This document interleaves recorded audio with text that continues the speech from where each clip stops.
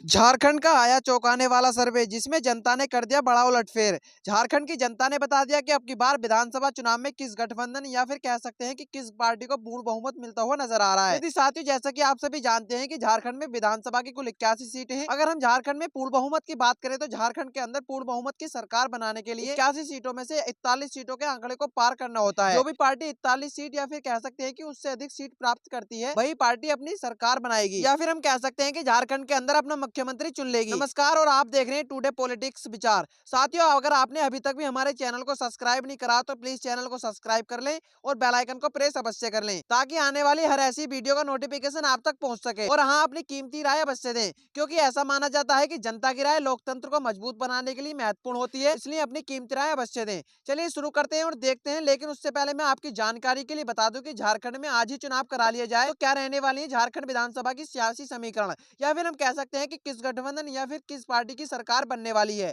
India महागठबंधन की सरकार या फिर बीजेपी अर्थात एनडीए की सरकार बनने वाली है। इन सभी प्रश्नों का जवाब इस वीडियो के अंत तक जरूर मिल जाएगा, तो बने रहिए वीडियो के अंत तक और आपको पता चल जाएगा कि झारखंड के अंदर किस पार्टी की सरकार बनने वाली है। चलिए शुरू करते हैं और देखते हैं। झारखंड के अंदर सबसे पहला जिला है धनबाद। धनबाद में विधानसभा की 6 सीट है। यहाँ पर बात करते हैं बीजेपी यानी कि एनडीए की बात करते हैं तो एनडीए के खाते में 2 विधानसभा सीट जाती हुई दिखाई दे रही हैं। बात करते हैं कांग्रेस यानी कि इंडिया की बात करते हैं तो इंडिया के खाते में 4 विधानसभा सीट जाती हुई दिखाई दे रही हैं। यानी कि धनबाद जिले में हम कह सकते हैं कि कांग्रेस यानी कि इंडिया की बात करते हैं तो इंडिया को 2 सीटों से बढ़त मिलती हुई नजर आ रही है। इसी के साथ बात करते हैं रांची जिले की, तो रांची जिले में विधानसभा की 7 सीट है। यहाँ पर बात करते हैं बीजेपी यानी कि एनडीए की बात करते हैं तो एनडीए के खाते में 1। यदि बात करते हैं कांग्रेस यानी कि इंडिया की बात करते हैं तो इंडिया के खाते में 5 विधानसभा सीट जाती हुई दिखाई दे रही है। बात करते हैं अन्य दल यानी कि जेएमएम यानी कि जयराम मेहता पार्टी की बात करते हैं तो जयराम मेहता पार्टी के खाते में 1 विधानसभा सीट जाती हुई दिखाई दे रही है। यानी कि रांची जिले में आप देख सकते हैं कि कांग्रेस यानी कि इंडिया अपनी सरकार बनाती हुई नजर आ रही है। और यदि हम बात करते हैं पूर्वी सिंहभूमि जिले की, तो पूर्वी सिंहभूमि जिले में विधानसभा की कुल 6 सीट है। यहाँ पर बात करते हैं बीजेपी यानी कि एनडीए की बात करते हैं तो एनडीए के खाते में 2 विधानसभा सीट जाती हुई दिखाई दे रही है। बात करते हैं कांग्रेस यानी कि इंडिया की बात करते हैं तो इंडिया के खाते में 3। यदि हम बात करते हैं अन्य दल की, तो अन्य दल के खाते में यहाँ 1 विधानसभा सीट जाती हुई दिखाई दे रही है। यानी कि पूर्वी सिंह जिले में देख सकते हैं कि बीजेपी यानी कि एनडीए की बात करते हैं तो एनडीए को 1 सीट से झटका लगता हुआ नजर आ रहा है। चलिए इसी के साथ बात करते हैं पश्चिमी सिंहभूमि जिले की, तो पश्चिमी सिंहभूमि जिले में विधानसभा की 5 सीट है। यहाँ पर बात करते हैं बीजेपी यानी कि एनडीए की बात करते हैं तो एनडीए के खाते में 3। यदि हम बात करते हैं कांग्रेस यानी कि इंडिया की बात करें तो इंडिया के खाते में 2 विधानसभा सीट जाती हुई दिखाई दे रही है। यानी कि पश्चिमी सिंहभूमि जिले में हम कह सकते हैं कि बीजेपी यानी कि एनडीए को 1 सीट से बढ़त मिलती हुई नजर आ रही है। चलिए इसी के साथ बात करते हैं सरायकेला जिले की, तो सरायकेला जिले में विधानसभा की 3 सीट है। यहाँ पर बीजेपी के खाते में 1। यदि हम बात करते हैं कांग्रेस यानी कि इंडिया की बात करते हैं तो इंडिया के खाते में 2 विधानसभा सीट जाती हुई दिखाई दे रही है। यानी कि सरायकेला जिले में आप देख सकते हैं कि बीजेपी यानी कि एनडीए को 1 सीट से झटका लगता हुआ नजर आ रहा है। सरायकेला जिले में हम कह सकते हैं कि कांग्रेस यानी कि इंडिया अपनी सरकार बनाती हुई नजर आ रही है। चलिए इसी के साथ बात करते हैं खुंटी जिले की, तो खुंटी जिले में विधानसभा की 2 सीट है। यहाँ पर बीजेपी और कांग्रेस को टक्कर का सामना करना पड़ सकता है। या हम कह सकते हैं कि खुंटी जिले में बीजेपी यानी कि एनडीए की बात करते हैं तो एनडीए के खाते में 1। और यदि हम बात करते हैं कांग्रेस यानी कि इंडिया की बात करें तो इंडिया के खाते में भी 1 विधानसभा सीट जाती हुई दिखाई दे रही है। यानी कि खुंटी जिले में आप देख सकते हैं कि बीजेपी और इंडिया को टक्कर का सामना करना पड़ सकता है। यानी कि खुंटी जिले में आप देख सकते हैं कि बीजेपी और कांग्रेस को टक्कर का सामना करना पड़ सकता है। चलिए इसी के साथ बात करते हैं गढ़वा जिले की, तो गढ़वा जिले में विधानसभा की 2 सीट है। यहाँ पर बीजेपी के कोई खाता खुलने का अनुमान नहीं है। या हम कह सकते हैं कि कांग्रेस के खाते में 2 की 2 विधानसभा सीट जाती हुई दिखाई दे रही है। यानी कि गढ़वा जिले में आप देख सकते हैं कि कांग्रेस यानी कि इंडिया अपनी सरकार बनाती हुई नजर आ रही है। और यदि हम बात करते हैं पलामू जिले की, तो पलामू जिले में विधानसभा की 5 सीट है। यहाँ पर बात करते हैं बीजेपी यानी कि एनडीए की बात करते हैं तो एनडीए के खाते में 1। यदि हम बात करते हैं कांग्रेस यानी कि इंडिया की बात करते हैं तो इंडिया के खाते में 3 विधानसभा सीट जाती हुई दिखाई दे रही है। और यदि हम बात करते हैं पलामू जिले में अन्य दल की, तो अन्य दल के खाते में 1 विधानसभा सीट जाती हुई दिखाई दे रही है। यानी कि पलामू जिले में हम कह सकते हैं बीजेपी यानी कि एनडीए को 3 सीटों से झटका लगता हुआ नजर आ रहा है। चलिए इसी के साथ बात करते हैं बोकारो जिले की, तो बोकारो जिले में विधानसभा की 4 सीट है। यहाँ पर बात करते हैं बीजेपी की, तो बीजेपी के खाते में 3। और यदि हम बात करते हैं कांग्रेस यानी कि इंडिया की बात करते हैं तो इंडिया के खाते में 1 विधानसभा सीट जाती हुई दिखाई दे रही है। यानी कि बोकारो जिले में हम देख सकते हैं कि कांग्रेस को 2 सीटों से झटका लगता हुआ नजर आ रहा है। बोकारो जिले में बीजेपी यानी कि एनडीए अपनी सरकार बनाती हुई नजर आ रही है। इसी के साथ बात करते हैं लातेहार जिले की, तो लातेहार जिले में विधानसभा की 2 सीट है। यहाँ पर बीजेपी के खाते में 2 की 2 विधानसभा सीट जाती हुई दिखाई दे रही है। कांग्रेस का यहाँ खाता खुलने का कोई अनुमान नहीं है। हम कह सकते हैं कि लातेहार जिले में कांग्रेस को बड़ा झटका लगता हुआ नजर आ रहा है। चलिए इसी के साथ बात करते हैं लोहरदगा जिले की, तो लोहरदगा जिले में विधानसभा की 1 सीट है। यहाँ पर बात करते हैं बीजेपी यानी कि एनडीए की बात करते हैं तो एनडीए का यहाँ खाता खुलता हुआ नजर नहीं आ रहा। और बात करते हैं कांग्रेस यानी कि इंडिया की बात करते हैं तो इंडिया के खाते में एक विधानसभा सीट जाती हुई दिखाई दे रही है। यानी कि लोहरदगा जिले में हम कह सकते हैं कि कांग्रेस अपनी सरकार बनाती हुई नजर आ रही है। चलिए इसी के साथ बात करते हैं सिमडेगा जिले की। तो सिमडेगा जिले में विधानसभा की 2 सीट है। यहाँ पर बीजेपी का खाता खुलने का कोई अनुमान नहीं। या हम कह सकते हैं कि कांग्रेस को यहाँ 2 की 2 विधानसभा सीट जाती हुई दिखाई दे रही है। सिमडेगा जिले में हम कह सकते हैं कि कांग्रेस यानी कि इंडिया अपनी सरकार बनाती हुई नजर आ रही है। चलिए इसी के साथ बात करते हैं गुमला जिले की। तो गुमला जिले में विधानसभा की 3 सीट है। यहाँ पर बात करते हैं बीजेपी यानी कि एनडीए की बात करते हैं तो एनडीए के खाते में 1। और यदि हम बात करते हैं गुमला जिले में कांग्रेस यानी कि इंडिया की बात करते हैं तो इंडिया के खाते में 2 विधानसभा सीट जाती हुई दिखाई दे रही है। यानी कि गुमला जिले में हम कह सकते हैं कि बीजेपी यानी कि एनडीए की बात करते हैं तो एनडीए को यहाँ 1 सीट से झटका लगता हुआ नजर आ रहा है। और यदि हम बात करते हैं जामताड़ा जिले की। तो जामताड़ा जिले में विधानसभा की 2 सीट है। यहाँ पर बीजेपी और कांग्रेस को टक्कर का सामना करना पड़ सकता है। या हम कह सकते हैं कि जामताड़ा जिले में बीजेपी यानी कि एनडीए की बात करते हैं तो एनडीए के खाते में 1। और यदि हम बात करते हैं कांग्रेस यानी कि इंडिया की बात करते हैं तो इंडिया के खाते में भी 1 विधानसभा सीट जाती हुई दिखाई दे रही है।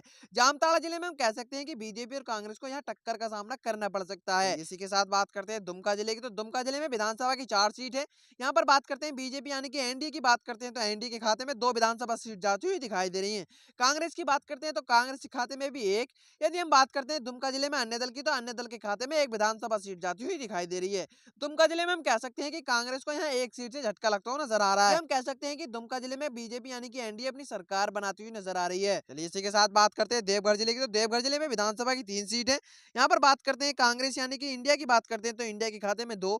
और यदि हम बात करते हैं बीजेपी यानी कि एनडीए की बात करते हैं तो एनडीए के खाते में 1 विधानसभा सीट जाती हुई दिखाई दे रही है। देवघर जिले में हम कह सकते हैं कि बीजेपी यानी कि एनडीए को 1 सीट से झटका लगता हुआ नजर आ रहा है। या फिर हम कह सकते हैं कि देवघर जिले में कांग्रेस अपनी सरकार बनाती हुई नजर आ रही है। और यदि हम बात करते हैं गोंडा जिले की। तो गोंडा जिले में विधानसभा की 3 सीट है। यहाँ पर बात करते हैं बीजेपी यानी कि एनडीए की बात करते हैं तो एनडीए के खाते में 3 विधानसभा सीट जाती हुई दिखाई दे रही है। कांग्रेस का यहाँ खाता खुलता हुआ नजर नहीं आ रहा। या हम कह सकते हैं कि गोंडा जिले में बीजेपी अपनी सरकार यानी बढ़त बनाती हुई नजर आ रही है। चलिए इसी के साथ बात करते हैं कोडरमा जिले की। तो कोडरमा जिले में विधानसभा की 1 सीट है। यहाँ पर बात करते हैं कांग्रेस यानी कि इंडिया की बात करते हैं तो इंडिया के खाते में 1 की 1 विधानसभा सीट जाती हुई दिखाई दे रही है। बात करते हैं बीजेपी यानी कि एनडीए की बात करते हैं तो एनडीए का यहाँ खाता खुलता हुआ नजर नहीं आ रहा। यानी कि कोडरमा जिले में हम कह सकते हैं कि बीजेपी को यहाँ नुकसान का सामना करना पड़ सकता है। चलिए इसी के साथ बात करते हैं हजारीबाग जिले की। तो हजारीबाग जिले में विधानसभा की 4 सीट है। यहाँ पर बात करते हैं बीजेपी यानी कि एनडीए की बात करते हैं तो एनडीए के खाते में 2 विधानसभा सीट जाती हुई दिखाई दे रही है। बात करते हैं कांग्रेस यानी कि इंडिया की बात करते हैं तो इंडिया के खाते में 1। और यदि हम बात करते हैं हजारीबाग जिले में अन्य दल की। तो अन्य दल के खाते में भी 1 विधानसभा सीट जाती हुई दिखाई दे रही है। हजारीबाग जिले में ये कहें कि कांग्रेस को 1 सीट से झटका लगता हुआ नजर आ रहा है। और यदि हम बात करते हैं रायगढ़ जिले की। तो रायगढ़ जिले में विधानसभा की 2 सीट है। यहाँ पर बात करते हैं बीजेपी यानी कि एनडीए की बात करते हैं तो एनडीए का यहाँ खाता खुलता हुआ नजर नहीं आ रहा। बात करते हैं कांग्रेस यानी कि इंडिया की बात करते हैं तो इंडिया के खाते में 2 विधानसभा सीट जाती हुई दिखाई दे रही है। यानी कि रायगढ़ जिले में हम देख सकते हैं कि कांग्रेस यानी कि इंडिया 2 सीटों से अपनी सरकार बनाती हुई नजर आ रही है। या फिर ये कह सकते हैं कि रायगढ़ जिले में बीजेपी को नुकसान का सामना करना पड़ सकता है। चलिए इसी के साथ बात करते हैं चतरा जिले की। तो चतरा जिले में विधानसभा की 2 सीट है। यहाँ पर बात करते हैं बीजेपी यानी कि एनडीए की बात करते हैं तो एनडीए के खाते में 1। या हम कह सकते हैं कि चतरा जिले में कांग्रेस को यहाँ खाता खुलता हुआ नजर नहीं आ रहा। या बात करते हैं अन्य दल की। तो अन्य दल के खाते में यहाँ 1 विधानसभा सीट जाती हुई दिखाई दे रही है। चतरा जिले में हम कह सकते हैं कि बीजेपी यानी एनडीए को 1 सीट से बढ़त मिलती हुई नजर आ रही है। वहीं हम बात करते हैं गिरिडीह जिले की। तो गिरिडीह जिले में विधानसभा की 6 सीट है। यहाँ पर बात करते हैं बीजेपी यानी कि एनडीए की बात करते हैं तो एनडीए के खाते में 2 विधानसभा सीट जाती हुई दिखाई दे रही है। बात करते हैं कांग्रेस यानी कि इंडिया की बात करते हैं तो इंडिया के खाते में 3 विधानसभा सीट जाती हुई दिखाई दे रही है। और यदि हम बात करते हैं अन्य दल की। तो अन्य दल के खाते में 1 विधानसभा सीट जाती हुई दिखाई दे रही है। यानी गिरिडीह जिले में आप देख सकते हैं कि बीजेपी यानी कि एनडीए की बात करते हैं तो एनडीए को यहाँ 1 सीट से झटका लगता हुआ नजर आ रहा है। हम कह सकते हैं कि गिरिडीह जिले में कांग्रेस अपनी सरकार बनाती हुई नजर आ रही है। और यदि हम बात करते हैं पाकुड़ जिले की। तो पाकुड़ जिले में विधानसभा की 3 सीट है। यहाँ पर बीजेपी का खाता खुलता हुआ नजर नहीं आ रहा। बात करते हैं कांग्रेस यानी कि इंडिया की बात करते हैं तो इंडिया के खाते में 2। वहीं हम बात करते हैं अन्य दल की। तो अन्य दल के खाते में यहाँ 1 विधानसभा सीट जाती हुई दिखाई दे रही है। पाकुड़ जिले में आप देख सकते हैं कि बीजेपी को यहाँ बड़ा झटका लगता हुआ नजर आ रहा है। कांग्रेस यहाँ अपनी सरकार बनाती हुई नजर आ रही है। और यदि हम बात करते हैं अंतिम जिले यानी साहिबगंज जिले की बात करते हैं तो साहिबगंज जिले में विधानसभा की 3 सीट है। यहाँ पर बात करते हैं बीजेपी यानी कि एनडीए की बात करते हैं तो एनडीए के खाते में 1। और यदि हम बात करते हैं कांग्रेस यानी कि इंडिया की बात करते हैं तो इंडिया के खाते में 2 विधानसभा सीट जाती हुई दिखाई दे रही है। साहिबगंज जिले में हम देख सकते हैं कि बीजेपी यानी कि एनडीए को 1 सीट से झटका लगता हुआ नजर आ रहा है।